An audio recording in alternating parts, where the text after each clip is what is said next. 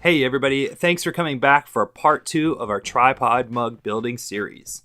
In this video we're going to be making the handles, and if you didn't watch part 1, we are using frost porcelain. I'm going to be firing it to cone 7. I really like this clay. It's fairly easy to work with for porcelain, and it is just beautifully translucent and very white and makes a nice base for bright colors. Making handles is one of these things where you're going to have to do it many times and probably throw away many handles to develop fluency while making the handles. Don't get discouraged if you have to make a few handles before you get one that you like. This is all about practice and repetition. The more you make, the better they get. The most important thing for your success with porcelain is to control your drying and have them dry evenly. By putting them under plastic or in our plastic tubs like we have done here, we've made them dry evenly. If you were just to leave it out on your table or on your workbench or on your shelf, it's going to dry very unevenly compared to most other clay. It's going to be really dry on the top and very wet on the bottom. So using that plastic tub, using the plastic to cover it is going to make it dry really evenly. It might take a little bit longer, but it is worth it. Now that our pot is perfectly leather hard and dried out really nicely, we're going to begin pulling the handles. I like to start with a block of clay that's a little bit drier than average. You're learning, it can be nice to draw yourself a little line on the block of clay so you can flip it horizontally and know where 180 degrees is. Now this little part inside of the inside of your hand, that's the little part that does the action of the handle making. And we're going to use that little part of our hand to stretch out the clay, and it's going to take the shape of our inside of our hand. So get your clay really wet, get your hands really wet, and you're putting just barely any pressure on it. Your hands are gliding on this, and you see me pulling it, flipping it 180 degrees, pulling it, flipping it 180 degrees, and so on. The pressure is key. If you have a little bit of pressure on it, just enough so it gets a little bit longer every time, the handle's going to stretch out. As soon as you put too much pressure on it, you're going to pinch the handle off. And working with porcelain, that's the one huge difference you're going to see with porcelain. Porcelain tends to tear rather than stretch like earthenware or stoneware might.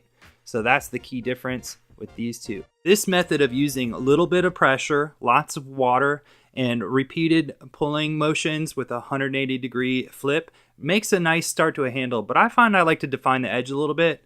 And the way I do that is I lay the handle on my fingers and I use my thumb at an angle, a slight taper, and I pull a little pressure on there and pull down, and that defines the edge nicely. And I like to flip it over and do the same thing on the other side. I find it makes a nice defined, good looking edge on the handle. There's many ways of pulling handles, and I'm sure you're going to develop your own methods for doing it. I'd be weary of anybody who says there's only one way to do it, because there's many ways to do it. So explore a little bit, make lots of handles, and you will find a way to do it. One tip that I find is pretty universal though is supporting of the handle. If you're going to turn it horizontally, you're going to want to support it underneath it, or it can crack pretty easily right along that clay block. So if it's vertical, you can let it hang, but support it when it's horizontal.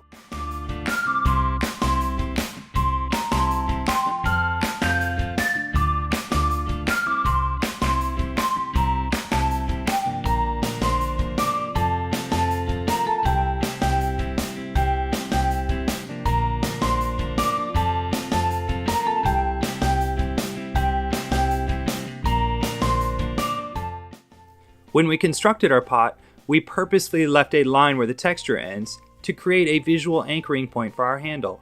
We're going to start our handle on that line and then terminate it on the foot of the pot, which is also a natural anchoring point for our handle.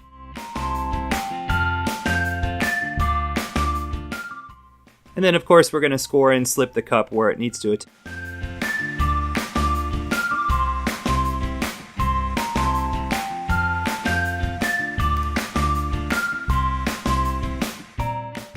Before I score and slip the handle, I'm going to use my finger to tap down the end. This is going to do two things. Probably most importantly, it's going to flare out the ends of the handle. And so when this attaches to the cup, it's going to be a nice, organic, beautiful curve into the cup. Secondly, it almost makes like a suction cup. It makes a lot of surface area for the handle to attach the cup and makes a nice strong joint.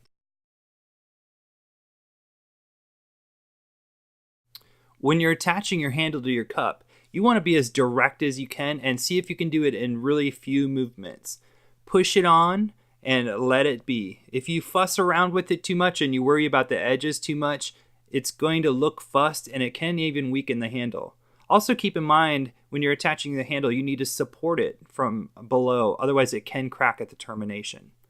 Once it's attached, then it can freely hang in the vertical position, but anytime you turn it horizontal, keep in mind that you need to support it. And at this point, what we're going to do is we're going to lengthen it slightly. Again, there's many ways to pull a handle. I like it to do it this way because I pull the handle a little thicker and I attach it and then I lengthen it. And this gives me at the termination a little thicker part where it thins down. It's going to look nice and organic. So I repeat the steps from earlier. I'm thinning it using my hands, and then I'm going to define the edge. And as soon as I like about the thickness that I'm going for, then I'm going to attach it to the termination point at the bottom. I do apologize for this next clip. It was very difficult for me to film this. I usually pull handles at eye level in front of my face, and I didn't realize until I got home that I missed this little part. But basically what I let it do is I let it hang down until I eyeballed it and it looked about right and I'd be able to get my fingers in there. And then I use my thumb to push it into where I score. Terminating the handle is another one of these things where every potter does it differently, and there's not really a wrong or a right way to do it. I like to take my thumb and move it back and forth and then cut it in a curved fashion and then splay it out a little bit more with my thumb afterwards.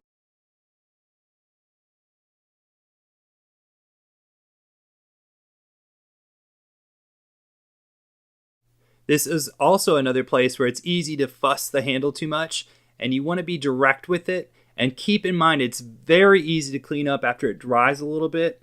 And so it's almost better to just leave it alone and clean up any of the little bits of slip and all the, the messy parts after it dries a little bit. If you do too much right now, you're going to get a bunch of fingerprints on it. It's not going to look as good as it could.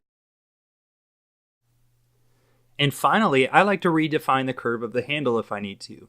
I get it eye level, make sure my fingers are nice and wet, and then make upward motions until the curve of the handle is beautiful. It can also be fun to pull the handle a little bit longer than you think you need it, and then with water on your fingers, make one direct upward pull. This will redefine the curve so it goes up before it goes down, and this not only looks good, but it's really comfortable to hold on to as well. And then of course, because it's porcelain, we want to control our drying, and so immediately after pulling those handles, we want to get them in our plastic tubs or under plastic so air doesn't rush around them and make the handle dry too fast. Now, over the course of about a week, I took the lid off my tub for a couple hours each day until it's almost bone dry. And I like to clean up my porcelain when it's almost bone dry or actually is bone dry. Porcelain doesn't have any grog in it, so you can use things like sponges to clean it up, and you can get it really nice and smooth because you don't bring up those rough particles like you do in other clays. And right here you can see I'm just defining the edge where the seam was to get rid of any like clay crunchies and just make the seam look really nice. You don't have to do that, of course, but it's just something I chose to do on mine.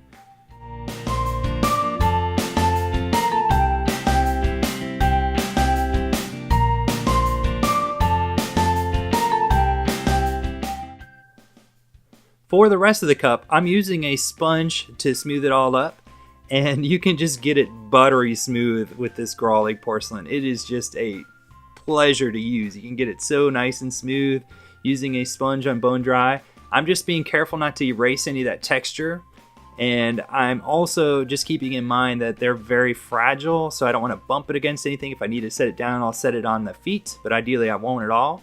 And using a paintbrush to clean up the inside. Thank you so much for watching. I really do appreciate each and every one of my viewers. I know there's a bunch of other choices out there for ceramics videos on YouTube, so thanks for watching. Coming up, we're going to be glazing these very shortly. They're actually in the kiln as I speak right now. I'm testing out some 04 glazes at cone 7, so that should be really interesting. And yeah, if you learned anything at all, or if you like this video, please click the like button. If you haven't done so already, please subscribe, and I will see you in the glazing video for these mugs. Have a great day.